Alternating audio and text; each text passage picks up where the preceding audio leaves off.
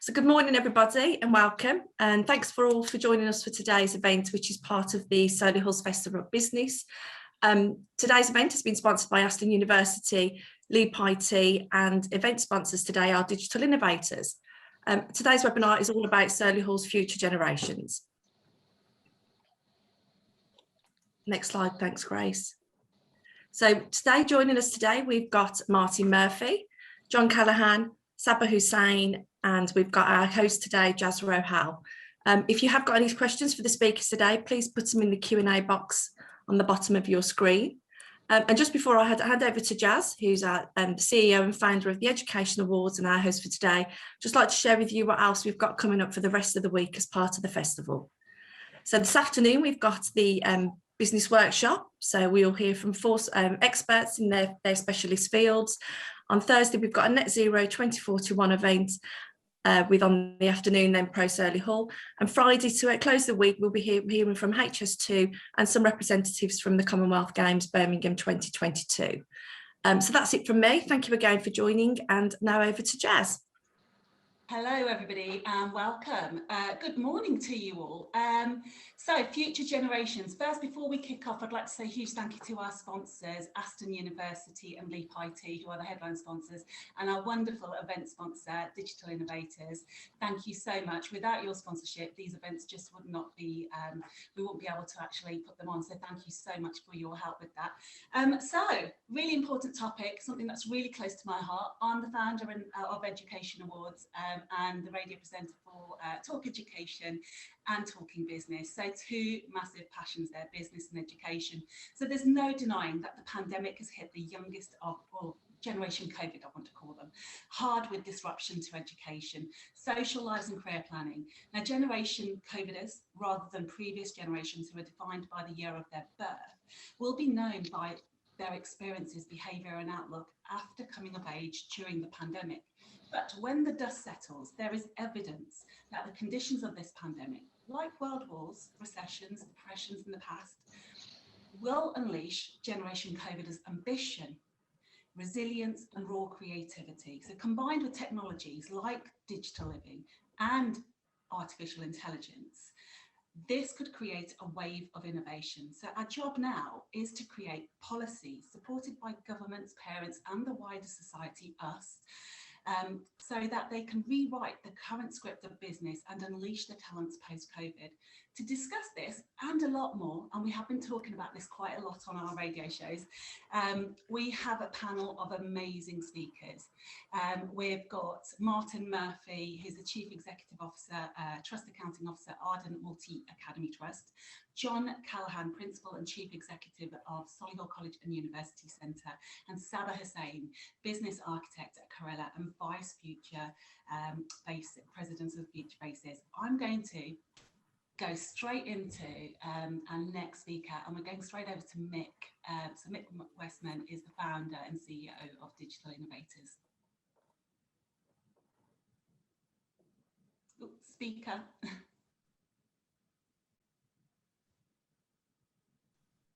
We can't hear you, Mick. Yeah, it's all right. We're on mute. We've got to do that first thing in the morning, haven't we? It's normal. So thanks, Jas, and it's really important for Digital Innovators to be able to sponsor today's event. There are two things that we are particularly interested in and want to do. One is to help young people kickstart their careers in association with our education partners, such as Solihull College. And the other is to help employers design their future workforce and understand what talent is out there to get people in. And I just wanted to take a couple of minutes to position, what the world looks like for these young people and employers right now. So although young people, people's risk of becoming seriously ill with COVID has appeared relatively low compared with other age groups, our young people have still heavily been impacted by the pandemic. They've lost family members, they've missed out on attending school, they've been unable to socialise with friends, and they've had little or no opportunity to gain work experience in the world of work. So when considering what a post-pandemic world looks like for our future generation, it's important to understand their current mindset, as well as how the world of work is going to change. And for some young people, the impact and therefore the consequences have been felt more than others. Some of the issues that this generation face pre-existed the pandemic and unfortunately been amplified and accelerated. And so today's session, quite rightly, is all about them and how we can support our future generation and find their way out of the pandemic. If you could have the next slide, please. Thank you. I just wanted to sort of reflect on a young people survey that took place earlier on this year around employment and work experience in 2021. And quite scarily, over 3/4, 77% of respondents are planning to look for jobs or work experience in the next 12 months. But only half of them, or under half of them, just 40%, are confident they will actually succeed. That's a really scary number that only 40% of our young people think they've got the ability to succeed in work. And they see jobs as scarce and competition fierce, and their lack of experience is working against them. But by contrast, opportunities for work experience are limited and low on the agenda for employers for various reasons. But specifically, smaller businesses are largely unaware of initiatives for 16 to 24-year-olds and struggle to find information online.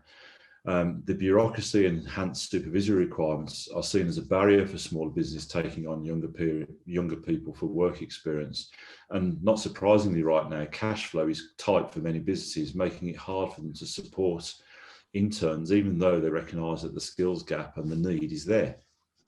And some businesses themselves and some sectors are struggling even to attract young people and talents because of the perception of what their work might mean. So for many young people, their confidence is falling, and this is leading to sort of all sorts of mental health issues and anxiety. There's also clear evidence that there are two types of young people, and the gulf between them is widening. There's those coming from supportive, financially stable households who've not seen their situation change during the pandemic and are more confident about their future prospects and plans. And there are also those coming from less supportive, financially precarious backgrounds who are facing increasing financial pressure and don't see any opportunities for them to succeed. We're particularly interested in that group at Digital Innovators. What is interesting is that mental health is deteriorating in both of these groups, regardless of their personal circumstances. Can I have my next slide, please, Grace? So why digital? So currently we're experiencing a fast-paced environment where technology has advanced and globalization has increased like never before. And we've really seen that accelerate through the pandemic. This means that the distance between the employer and the businesses and customers are getting shorter, and as a result, competition has been increasing quite dramatically. But still, the drive for customer expectation has continued to increase. For a business or an organisation to gain competitive advantage, it's necessary to be able to adapt and innovate to the changing trends and the new generations. We call these the digitally innate, and it's the new generations that hold the key to unlocking that innovation for small businesses. Innovation creates opportunity and is critical for the survival, economic growth and success of a company. And companies that innovate can create new paradigms in order to identify new opportunities and best methods to solve complex problems.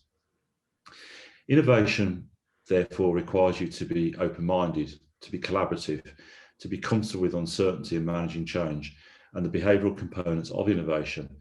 Being digital isn't about coding. It requires you to be creative, curious, collaborative, and a great communicator and adept at problem solving. The additional technical skills you have chosen are then added over the top. With these skills, our future generation will stand out from the crowd. And at Digital Innovators, we really push this view. Digital Innovators are passionate about supporting education providers and local employers to provide and benefit from the skills necessary for our future generation and for them to thrive and add value. We are therefore proud to be sponsoring today's event. And on that, I think I hand over to Sam, is it? Thank you so much, Mick. Oh, it's Jas. Sorry, Jas. I'm still surfing that wave, Jas. You are indeed.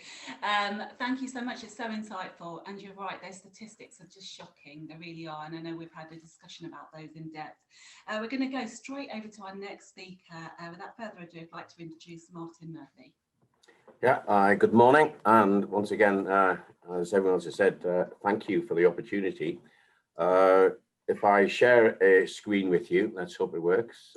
Give me a thumbs up if it's happened. Has it happened? Yep, great. So my name is Martin Murphy. I'm CEO of Arden Multi Academy Trust. This is going to be a whiz through the last 16 months, if I'm honest, on lessons learned, things we've seen, and actually picks up many of the things Mick's just shared with you as well, in terms of, history is shared with us many times, hasn't it? Pandemics, world wars have actually made the human race adapt and change, but those pandemics and world wars have actually had some significant changes in not just our society, Great Britain, UK, but worldwide as well. I'll come back to that at the end. So we're a trust, roughly 4 secondary schools in us at the moment, 11 to 18, 11 to 16, North Solihull, middle of Solihull, Low Heath, obviously Parkhall in the north, and Arden and South Solihull. And we've got a smaller 11 to 16 school just to the south in Warwickshire, Henley and Arden. So we are looked upon as a very comprehensive trust, serving some 5,000 students. And we have some 600 staff with a turnover on about 30 plus million a year. So where are we as a trust? Now, I'm hoping this works now. Has a slide changed? We've had a little problem with this before. Let's have a go again. This is annoying. Work before. There we go. Gone. Yeah. As a trust, again, I won't spend much time with this, but we're talking about as we evolve and develop. The government agenda is for trusts now to grow and develop, and you'll see we may have 4 secondary schools at the moment, this area here, but our idea over the next year and a half is to expand to up to 6 secondary schools and also develop a primary wing, as it were, a part of education in our trust, which seems a very, very special opportunity for us to actually bring together primary and secondary learning. And when we do talk about impact, I've talked a lot to primary colleagues over the last 16, 18 months, and I think it matters whether you're talking about a year 13 student or a year 1 or year 2 child. Every child has seen some form of loss in its greatest sense. And I think we've got to look at education in its whole package. Is this a COVID generation? Yes, children are resilient, of course they are, but all children have experienced their own journey through this pandemic. And that's really, really important for us not to forget. So as a trust, we're looking to expand and develop into both the primary sector and further secondary schools. As a trust, we're seen as a high-performing trust, financially sound trust, and we work very closely with the DfE and the Regional School Commissioner in terms of development. So going right back to March, suddenly we closed early in lockdown. That was a difficult decision I had to make, but we were coming to a point where we were having to support our families, our students, and our staff. There was increasing numbers of people having to self-isolate, increasing numbers of COVID across all of Solihull. And we went 2 days early before the national lockdown. Hindsight, that was a great thing to do. It gave us, our staff and our students, time to prepare for what the next number of weeks we're going to look at. We also realized that as a school, we always say schools are part of their community, and we developed what was called Arden Community Group, which was all about who are we and what can we do. And we look back at this, and something I hope we don't lose is how the community around our schools and across the trust really start to work together much more closely than ever before. All of you, I guess, who this morning probably got involved in some Facebook work, support for neighbours, checking up on people around the road, something we've never seen for many, many years. And Arden Community Group eventually helped. Again, it was a Facebook, it was Twitter, it was a website, it was a 24/7 phone line.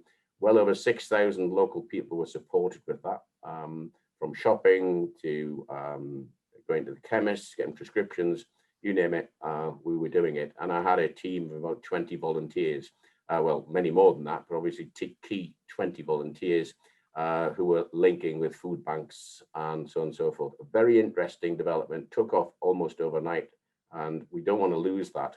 Right-hand side there, face visors, probably one of the most humbling things I've ever been involved with in my career. We suddenly realized that our DD department could actually make, there's the picture of them there, face visors. But we suddenly realized not only the local medical practices, one GP rang me, I think the third day of lockdown and said, can we have any of your science goggles from the science department? So every one of our schools gave somewhat 2,000 goggles from the labs to local GP practices. We then realized our care homes had no PPE, particularly face visors. We could make them, local businesses support us. And the other thing that cropped up is, interestingly, we talk about well-being, but some people actually need to come to work. Working from home is not their ideal. They come to work to really survive in some respects. So we had huge numbers of volunteers coming into the D department, manufacturing well over 6,000 face visors. And I remember taking a bin liner full to, there's some pictures of the local care homes of, putting that on the step, keeping your distance, ringing the doorbell, and people actually being in tears. It was, again, a very moving experience for me. And again, we made some great links as education to the wider part of our communities in terms of care. Going back to what I said before, I'm hoping that we don't lose these things, because there are some significant opportunities, I think, for us as a community to move forward. Other things, of course, signage. What else have we learned? Well, from gelling, obviously, lessons are different now. We were coming back. September was the big start. If you remember, risk assessments, some pictures there. It looks like the Channel 4 bake-off. We could do lots of things, bake-off tents, canopies. We're thinking about running weddings, maybe even funerals under the canopies in the future, but nonetheless, they're there to stay. Huge investment. Got back in September. The whole system of bubbles, new language was unbelievable. Year group bubbles ranging from 120 to 300 children. It was quite a logistical exercise to actually manage what was expected. Then our largest school, Arden, we ended with the first very large secondary school in the country to have to close. We brought in the phrase, the circuit break. BBC were here, ministers were here, you name it. It was quite an exciting time, but all caused by largely a complacency in the community of Arden, where people didn't think they were going to catch COVID. COVID is a virus, as we all know. And sadly, 1,800 children in the space of about 6 days, school days at the end of September, had to actually go home and be taught at home. And then, of course, we had the new world of live lessons through remote learning. Yes, remote learning began in March, but then whoosh, we were into a much different, incredible challenge for colleagues. As Mick said before, the digital world really stepped up the plate. IT department stepped up the plate. And we had pictures of live lessons taking place, whether people were at home running lessons or at work running lessons. Even people who had COVID were doing home economics lessons for their children when they were at home, self-isolating. It was almost like watching Saturday morning sort of kitchen live, as it were. Quite remarkable in such a short space of time. So canopies, gelling, wiping decks, one-way systems, you name it, we saw it.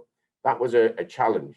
If I'm honest, watching, we nicknamed it, have to laugh about these things, closing a school of 1,800 students. It was, began with year 12, 3 children had been to a party, then it was 15, then it was 20, then all of year 12 isolated, then it was year 9, then it was year 10, to a point where 4 hours of conversations with Public Health England. We nicknamed ourselves COVID Central at one time. A huge challenge. Again, we've learned a lot from that. So we get to that term, and then we were asked to do testing, various sectors to give us due. The trust did very, very well. We had our gold-plated testing booths all in place, a whole team of people employed over the Christmas holidays, and then, of course, we went into the next second lockdown, which was quite interesting. But nonetheless, we did a lot, and that culminated in March, bottom right, with the Secretary of State coming to Arden, largely to pat people on the back for their quite incredible work on remote learning, live lessons, and also in terms of testing as well. So very quickly, we were doing things we'd never done before. Some things that stick out, children writing down, young people writing down their thoughts. We mustn't lose those. We must not lose what our children were saying at the time. And some amazing pieces of work that, we've kept, obviously, as many schools have done, whether it's primary sector or secondary sector. But the key one is we mustn't lose where our children have been on that journey.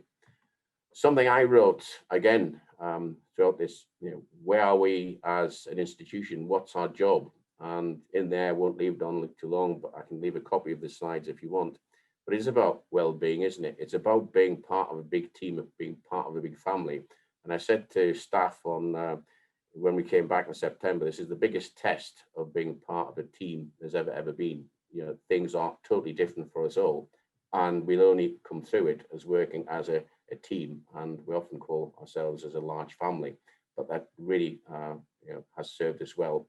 And must not forget where our families are coming from across the whole piece of learning, from very vulnerable families, as Mick alluded to, with huge challenges in terms of what they experienced through this pandemic.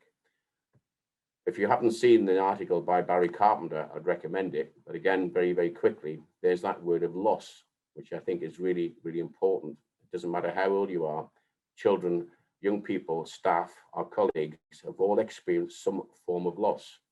My daughter's just finished year 11, and I would probably say, on one hand, the live lessons, your remote learning, she probably got more work done.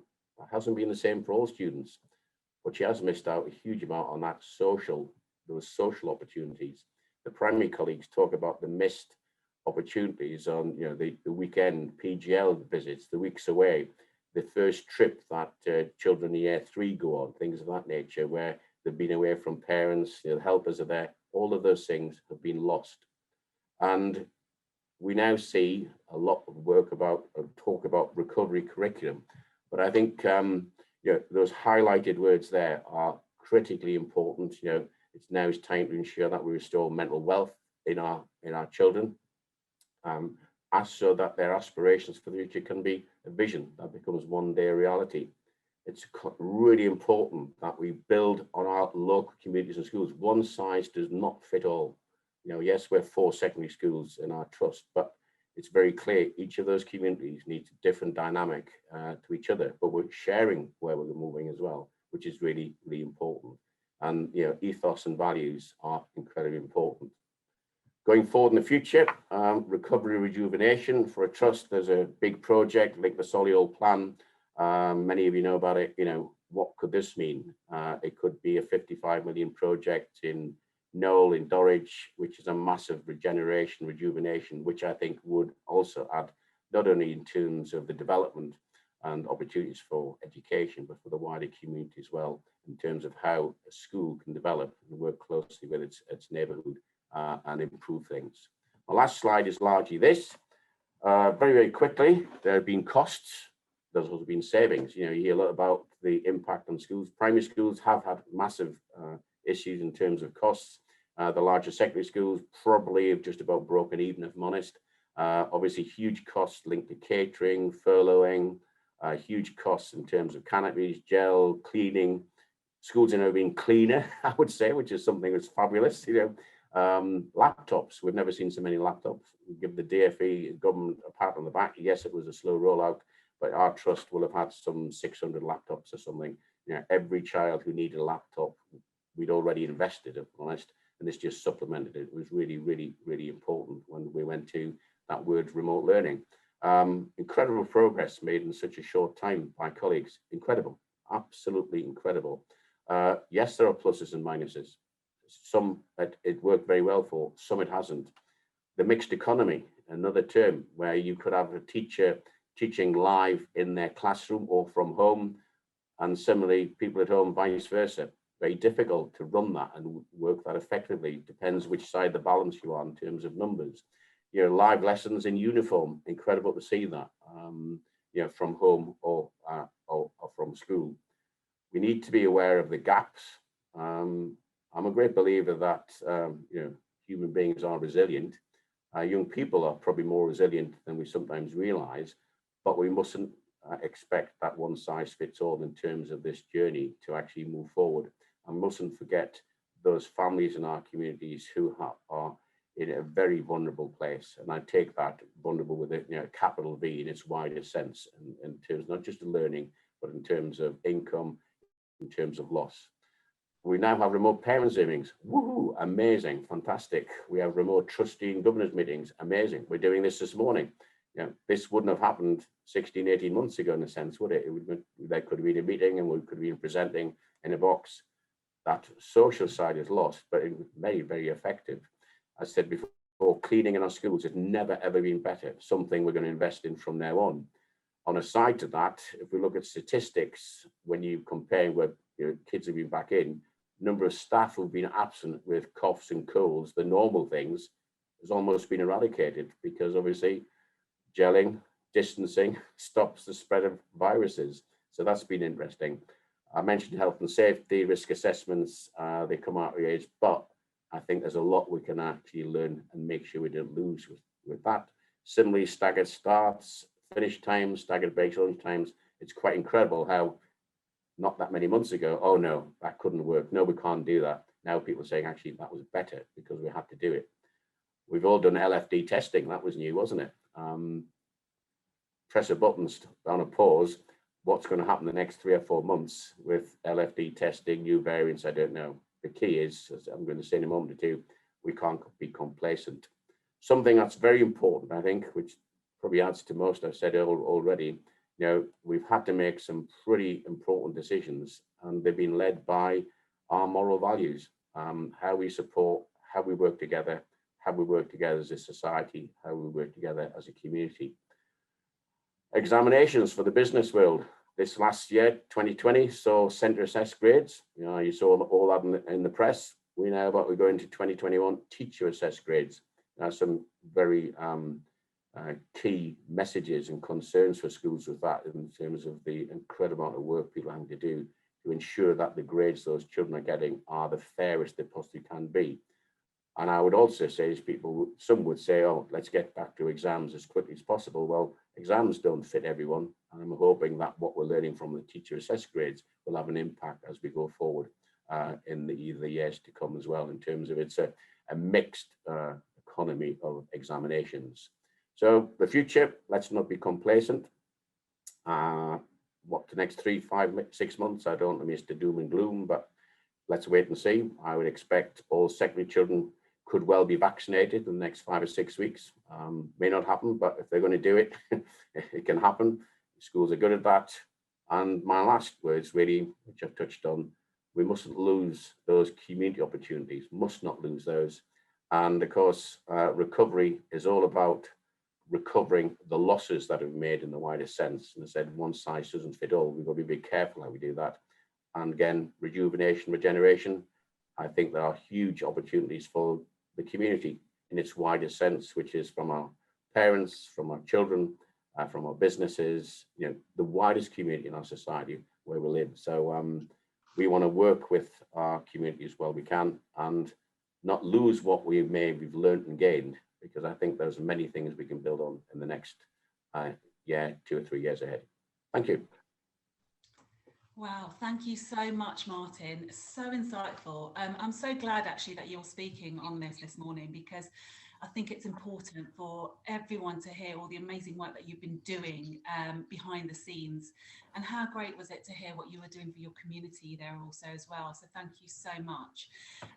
We are going straight into our next speaker, John Callaghan, Principal and Chief Executive, Solihull College and University Centre. Hey, thank you, Jas. I hope everybody can hear me. I'm just going to talk rather than the slides, because I think I've jotted a few things down. But I think it's very interesting listening to the journeys that have been pointed out, and an awful lot of similarities with Martin in terms of the education sector. Just a little bit about the college. It's a £46 million college. It's 1,200 staff, 10,000 students, and 5,000 16 to 18 students, just over 5,000 16 to 18 students. So we're a large general further education college, and our aim is to do technical training and professional training. We don't compete with the A-levels, because schools like Martin are far better at doing that than we are. So we actually focus very much on that, and that sort of colours part of my presentation and how we interface with industry. I think that, I look at the opportunities we've done. I'm going to do a slightly different tack, but we've been open since June 2020, as the schools have been. And I was pleasantly surprised, because I wasn't sure how much the anxiety levels would impact on sickness and absenteeism. And like Martin, our absenteeism has been the lowest, I think, since we've started recording it. The other illnesses just don't seem to be there, and staff in an awful lot of cases were very happy to come in or to deliver their curriculum online. So what we've been doing where we can is to do a lot of investments. I mean, we've probably spent about 3 or 4 million on the Woodlands and Solihull campuses. We're spending nearly 10.5 million on Stratford. And we're just pushing forward in terms of updating our physical equipment and our IT infrastructure. We'll probably be spending about 2,500 on the IT infrastructure. One of the negatives, I'm afraid, which has come out, there was a lot of this online, is that an increased level of cyber attacks on the education sector. I mean, a lot of schools, a lot of university colleges have been hit, and we are now desperately trying to, if you like, keep a very open house, which is warm and inviting, and we want people in, but we don't want the burglars in. So I say to my IT chap, want all the windows and doors open, but I don't want the wrong people coming in. Can you sort that, please? He's fairly cleverer than I am, so he's dealing with that. But we're having to really look at the way we do things, multi-factor authentication, lots and lots of different business practices. So what's happened? Well, let's just look at the positives first. In some cases, we're far more efficient. I used to send assessors up and down the motorways and the highways and byways to go into particular workplaces to assess people in their workplace for their apprenticeships. And we found that doing a lot of these conversations online, taking video evidence of what people are doing, recording conversations, the actual, if you like, the evidence that we can show now in terms of learners' progression is probably better, because it's actually a discourse which we can record and we can store online, and we can go back to it and we can look at their work and we can see examples of what they've done. We had a climate emergency before COVID, and you know, our green footprint and carbon footprint has been massively reduced. You know, we're not looking to do unnecessary journeys. I think we're all got Zoom fatigue and Teams fatigue in a way, but we've now got video conferencing where we don't expect people from Stratford or Woodlands or Solihull to travel in between campuses as much as we used to, because we're actually using all of these digital techniques.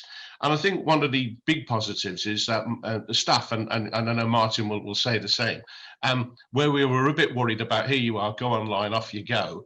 And it was literally like that. We're thinking, how on earth are some of the staff going to cope? Because their IT skills aren't, as Mick said earlier, probably not as good as the students. And how are they going to make these lessons interesting?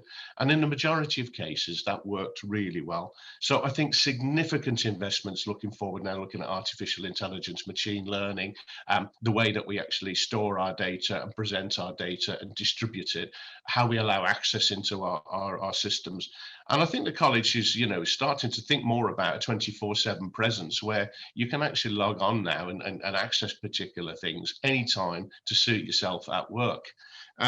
What has also happened is we've been able to do with groups of employers. So we did lots of work with the hospital trusts, and clearly we weren't allowed to go into the hospital for very early days for obvious reasons. But we were able to join hospital trusts together that we never did before. We always went to the individual hospitals. And it's actually helped them as well in terms of sharing ideas, helping us develop the curriculum, giving us ideas as to how we can adjust and change things, which will really help them. Real focus on infection control, all sorts of things coming in there. And I think these are things that we're going to stay, you know, with a climate conscience, we've got to do this. So investments, we're looking at putting heat transfer systems in very shortly with the council. We want to get rid of all our fossil fuel heating systems. We're working with Westfield and the council about an autonomous vehicle travelling through Tudor Grange Park into the college, delivering us our groceries, and our students will learn how to code that and they'll learn how to maintain it. We've bought a whole series of hybrid and electric cars, and we're finding these cars coming onto the second-hand market now. And the majority of our garages were nervous about servicing a Nissan Note or a Tesla because they've not seen that before. And if you can imagine the batteries on those particular cars, if treated wrong, you know, it could lead to a fatality. I mean, they are extremely powerful power sources. And again, we have to show people how to connect and disconnect and work on those collectively. Big demand in that.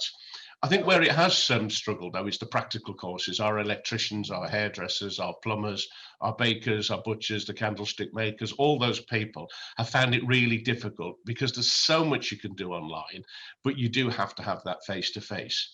And I think the other negative thing is and I totally endorse what Martin says, a lot of our staff wanted to come in to actually improve their mental health, because I think the work situations at home wasn't great. We worried an awful lot about digital deprivation and people who needed laptops. And like Martin, we were able to give out well over 2,000 laptops we've given out. And we actually bought the staff, it was 660 actually laptops, I got the figure yesterday, that we distributed out to staff who needed to work on them. But the one thing that surprised us, if you live in a rural area, and Solihull is urbs and rural, as you know, what was often happening and impacting on learning was the reliability of your broadband connection. And for the first time, there might have been mum, dad, brother, sister, brother at home, all hammering the internet, all wanting to look at video feed. And we found that relatively affluent families who had the devices were suddenly having to, a bit like the bathroom at home, it reminded me of, having to sort of organise when, who could access the lessons. So it led us to think about how can we prepare the lessons in case someone misses it, how can we allow them to access? And then you come against GDPR and are you allowed to take images of people at home? And we had to learn all that on the foot, can we record things without people's permission? But we came up with a very much acceptable use policy. So we've had to do these things literally, in the morning this issue's come and by the afternoon we've had a review on it. And what's really impressed me is the fleet of footedness, if there's such a word as that, and the adaptability and resilience. Now, the other thing that has really struck me is the students that have come back in. They've been so grateful to come back in. They have been so happy.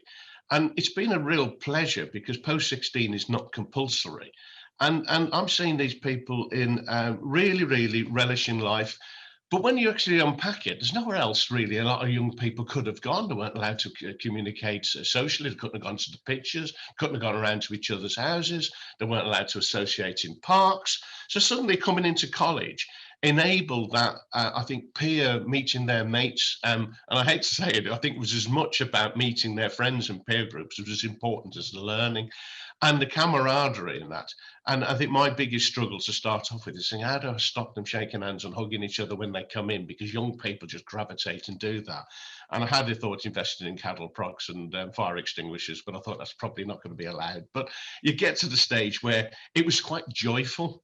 And I know this might sound a little bit, twee by saying that, but there was a real buzz, there was a real excitement, there was a real purpose. We've got the people back to do the practical sessions. We've got them in doing that. If you love stripping cars down, that's what you love. And me showing you an engine on Teams and showing you how it works will only go so far. Get them in, get the spanners out, get the computers out, off you go. And we did lots and lots of that. And I was very, very pleased that, where I genuinely feared I wouldn't have enough staff, or there might be some areas where the staff, for I think quite a good legitimate reason, may not wanted to have come in. I didn't find that a problem. So what we've done as well, though, is done lots and lots of training. So I've had a bit of asbestos around bits and parts of the college. It's fine if you leave it alone, but we knew at some stage we'd have to address it. Well, we stripped loads of that out. We've been able to mothball parts of it. We've updated our IT infrastructure, all our CCTV, all our alarms, all our air conditioning, rewired lots of places. So there's lots and lots we've been doing and developing. We've opened up, which is ironic, a huge centre because, as Mick has said, he's very close relationships with the college. He has his centre in the college, and part of the ethos working with Mick was to challenge us to make us more relevant to employment. But also we've got this lovely now inviting centre where we bring employers in to give us projects and to talk to students and give them briefs. But of course we just have to mothball that. But we're ready for September to come back with some real ambitions and plans. So I think that practical work, lower levels, I'm not going to be kidding anybody, that didn't work as well online, and you can imagine why. But where we have been able to do a lot of the catch up, that's worked. I think we've yet to see the impact on mental health. I mean, because I'm just concerned about the students I haven't seen or who are not manifesting themselves. The ones that are coming back, we can actually assess and we can check and we can reassure them. Strange things, which I didn't expect, is that a lot of our learner feedback has been very positive about staff contact. It's so much so that some are saying they're getting more access to staff than they would if they were in college, because having to book and see someone and do this. and actually having those online chats and touches in, and people just being able to drop in and give them a bit of advice or a few nudges in the right direction has been a lot more spontaneous and has really helped. What I think's gone, though, is a bit of the innovation and spontaneity you have when you have people mixing together. We've gone a little bit insular. Some of the departments have gone almost like they're concentrated on their own area. So maths is interested in maths, etc. Where it's such an important subject, it's got to be relevant across the whole piece. And I'm looking forward to bringing people back, because it's often the chat by the coffee machine or photocopier that actually stimulates something or gets an arrangement or something made. And I think that innovation and spontaneity has gone because we've had to be so rigid and organized, and I'm looking forward to getting that back when people can start rubbing off on each other a little bit there. So September, hopefully it's face to face. We want to bring people back. We've got lots and lots of courses we're developing all the time. We're developing lots of technical. We're an institute. We lead the Institute of Technology, and it's great to have an FE college leading 3 universities and two other colleges. And we're pushing that forward on technical training and on digital. And that's going to be the new lifeblood of maths, English and digital are certainly the 3 skills which people have got. And then I think your subject matter is a really interesting one, because I've changed my view on this. And I just want to just leave you to think about this, if particularly those of you who have got young people who are close to you. But we're telling everybody, you know, go in and do a STEM subject, go in and learn how to do this craft, go in and learn to do this high level, because that's what the industry needs. But think about a youngster entering the workforce now will probably be working till they're 70. And we often have parental pressure saying, you know, pushing often children to do what the parents wanted to do or didn't have the opportunities to do. But the child isn't really into it, but he's doing it because mum and dad have been putting them under pressure. And they've got to do that for till they're 70. So my views to people is do what you enjoy. So when you get up on a Monday morning, you've got half a chance of actually being good at that job because you're doing what it enjoys. So I'm probably a little bit more subject agnostic than I ever have been before, because generally learning can be applied across the piece. And if you've got a particular set of skills, they are transferable. And my son, who's a gas fitter, has just completely disassembled a car that he's bought, which wasn't working properly. I know because the bits were in the sinks around the house, and we did have a few discussions about that. He's put it all back together. He's got his car working. He's a plumber. But what he's done is he said, well, it's pistons, it's valves, it's this hydraulics, pneumatics. I'm used to all of that. And I've got the aptitude and confidence to do that. And we've got to allow people to have the confidence to have a go. So I want to be relatively positive about what's going to happen in the future. And I think that some of the legacies around mental health and the gaps in learning will start to manifest itself, but we've just got to get on with it, crack on with it, and give that extra bit of support. And I think, you know, we're well placed to do that. So, you know, I'm hoping that the future will be a lot brighter. We've got concerns. We've got to bring staff back. We've got to bring students back. But as Martin says, I mean, the premises has never been as safe. I mean, we've got more gel to sink a battleship. I'm trying to wonder what to do with all the masks. I've got LFD tests coming out, you know, literally out of my armpits. You know, all of this is going really, really in there. And I think that consciousness and the way we work with people has got to be continued. But I'll stop there because I'm conscious of time. Thank you. Wow, thank you so much, John. I could just sit and listen to you all day, honestly. So enthusiastic, and you're so invested in FE. It's honestly, thank you so much for all the hard work you do put in. Thank you so much for your presentation. Our next speaker, without further ado, Sabah Hussain. Brilliant, thank you.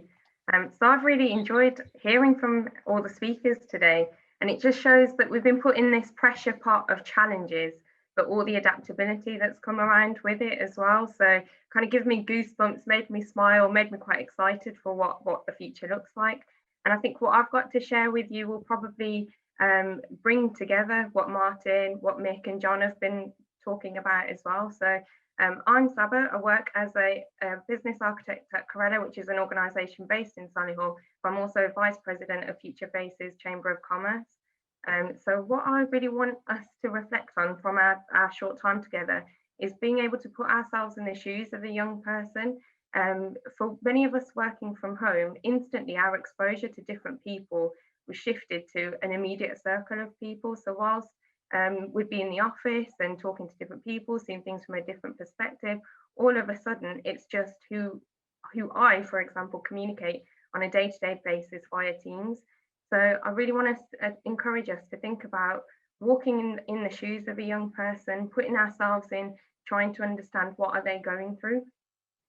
So when I was looking for a quote for today, I thought this was just brilliant. So we must view young people not as empty bottles to be filled, but as candles to be lit. And that just really made me smile, because maybe that's how young people could potentially be perceived, is you're taking on a young person and we've got to start from scratch, but that's not the case. It's lighting that candle within, allowing them to find what their passion is, and then seeing that young person flourish. So I really want to encourage businesses, encourage people who might be thinking, oh, this is an investment, a long-term investment, that it's worth it, because we're growing the next generation who are going to be leaders of our society as well. So I won't touch on this too much because we've heard about it from the other speakers, but the past 15 months have been difficult. And the theme that kind of runs across this is the uncertainty, the challenges, and then being able to be resilient towards them. But we are going to see, as we go through the coming years, what the impact is of now, as those kind of what we've talked about, the mental health issues and things like that, manifest as well. So it's being aware that this is where we're at. So how can we support our young people? And what I really want to do is encourage us now and get a bit of conversation going in the Q&A chat or the chat boxes. Describe how it felt for you as a young person starting out on your journey. So whilst we're talking about COVID quite significantly, it's important to recognise that those emotions of being a young person starting out on journey are there as well, and COVID's kind of layered on top of that. So just a moment for reflection for everyone on the call, and please pop it in the chat or think of it yourselves, but describe, take yourself back. How did it feel for you as a young person starting out on what you're doing now? Let's hopefully get some stuff in the chat.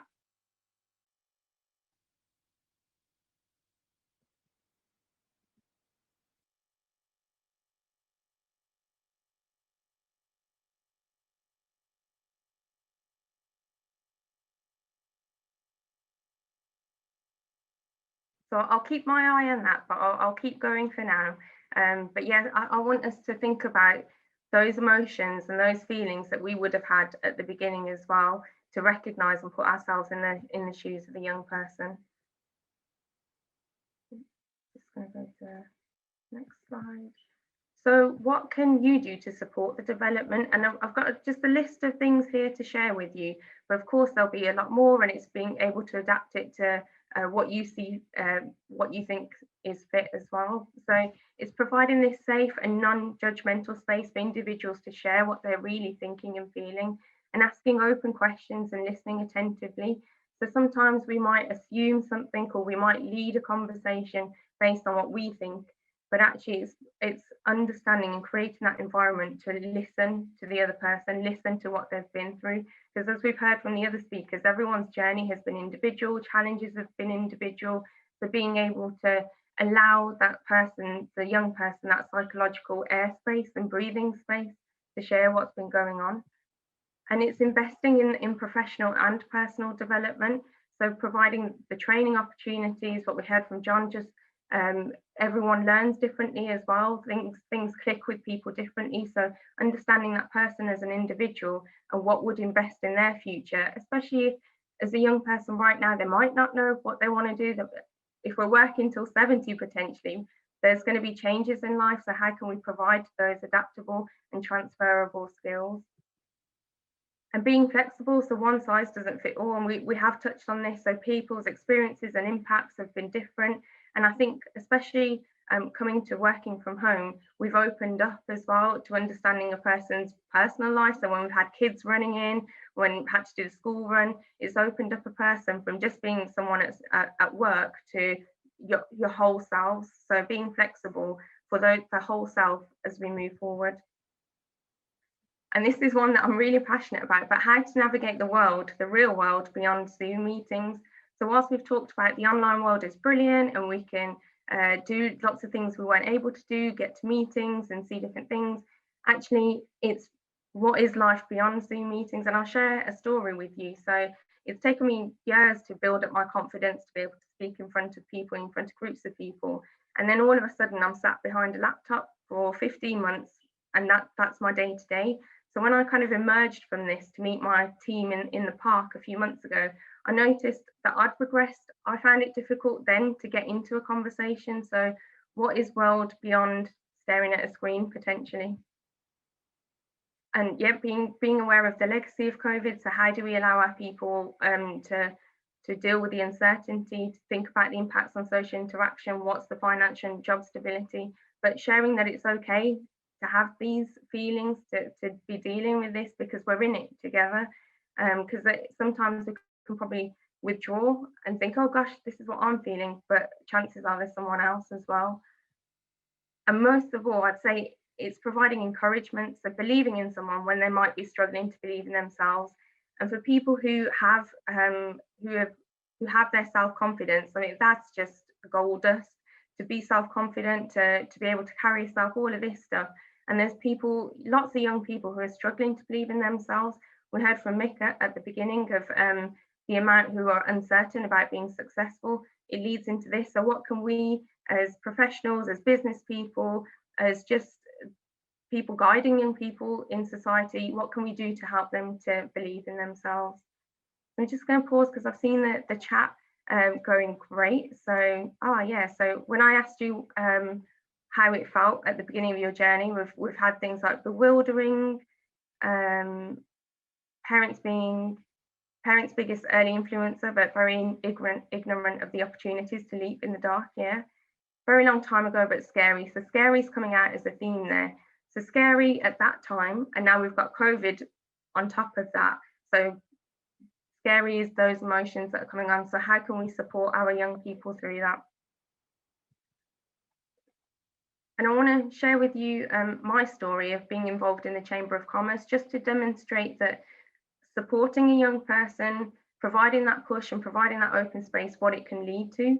So for me, back in March 2019, I nervously went along to my first Chamber of Commerce event. And this was an opportunity to network with people, but I was exposing myself out of my comfort zone and thinking what could go wrong. But it's the initial, I'm really passionate. You never know where opportunities can lead you. So just taking that first step, even being scared and having the support around it, what it can lead to. So I went along to my first event, and from there it kind of snowballed for me. So being on the executive committee, winning a Future Face of Industry award, becoming the vice president. But because of the things I've learned through Future Faces, it's allowed me to give back to my community, to give back to Birmingham, which I'm really passionate about, by becoming a charity trustee, a school governor, being able to present at events like these. So just that initial nugget of nervousness and unwillingness, but actually what it flourished into for me. So if you can encourage a young person, if they're feeling nervous about doing something, if they're sitting on the edge, but it's within their capabilities, just a little nudge and see what it could turn out for them. So over at the Future Face of Commerce, we provide such a safe environment for young people and young professionals to connect and to build a network of contacts who they can reach out to in the future. It's opportunities to grow in confidence, to attend meaningful events and learn about meaningful topics. And like I said, you never know where it could take you. So I want to close my part, but also wrap together the other speakers by asking everyone, what one commitment can you make today to support the future generation? Or will you make today? So again, just a moment of reflection and pop it in the chat. What commitment will you make to support our future generation?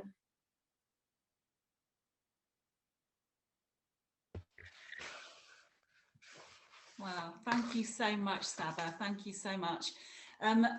So insightful. You know, it's so important. As I've been sat listening to you, it's really made me think what these youngsters are actually feeling. I know how I'm feeling as an adult coming out of COVID. And, you know, you're right. It's hard to actually, sometimes with communication, just to be in front of people and to have talk to them. It's really difficult, especially what's happened with the pandemic. So thank you so much. But I can see the chats are going crazy.